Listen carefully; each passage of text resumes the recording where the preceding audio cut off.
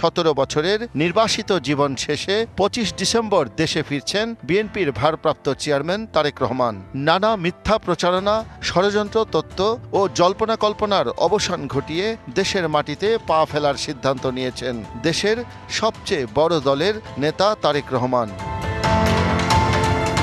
দীর্ঘদিন দেশের বাইরে অবস্থানের কারণে তার এই আগমনকে কেন্দ্র করে পুরো দেশের লাখো নেতাকর্মী সমর্থকদের মধ্যে চলছে ব্যাপক উৎসাহ উদ্দীপনা। পুরো রাজনৈতিক অঙ্গনে আছে ব্যাপক আলোচনাও। গুলশানে তারেক রহমানের বাসভবন ও রাজনৈতিক কার্যালয়ে চলছে ব্যাপক সংস্কার ও প্রস্তুতি।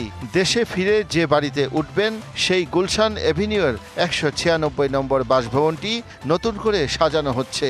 সাজসজ্জা, কাঁটাতারের বেড়া এবং কঠোর নিরাপত্তা চৌকি, সিসিটিভি ক্যামেরা স্থাপনের কাজ প্রায় শেষ। বাড়ির প্রবেশদ্বারে ছোট গেট বদলে লাগানো হয়েছে বড় গেট। জনাব তারেক রহমান আসবেন, তার বাড়ি, তার অফিস একটু চুনকাম বা একটু হতেই পারে।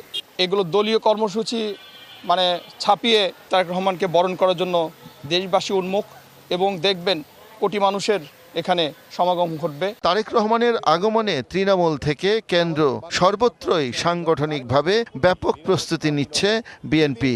বাংলাদেশের মানুষের যে বাঁধ ভাঙা জোয়ার, সেই জোয়ার আসলে আটকানোর মতো ক্ষমতা কারণে, বাট আমরা সবচেয়ে তার নিরাপত্তাটাকে সবচেয়ে গুরুত্ব দিয়ে আমরা দলীয়ভাবে সেই বিষয়টি নিশ্চিত করব। বিএনপির কেন্দ্রীয় নেতারা বলছেন তারেক রহমানকে বরণ করতে লাখো কর্মী সমর্থক ও সর্বসাধারণের ঢল নামবে। তাই রাস্তাঘাটে যেন জনদুর্ভোগ কিছুটা কম হয়, সেটা মাথায় রেখেই বন্ধের দিনে আসছেন তিনি। তারেক রহমানের প্রত্যাবর্তনের রাজনৈতিক চ্যালেঞ্জ ও দিনটিকে স্মরণীয় করে রাখতে সব প্রস্তুতি নিয়েছে বিএনপি।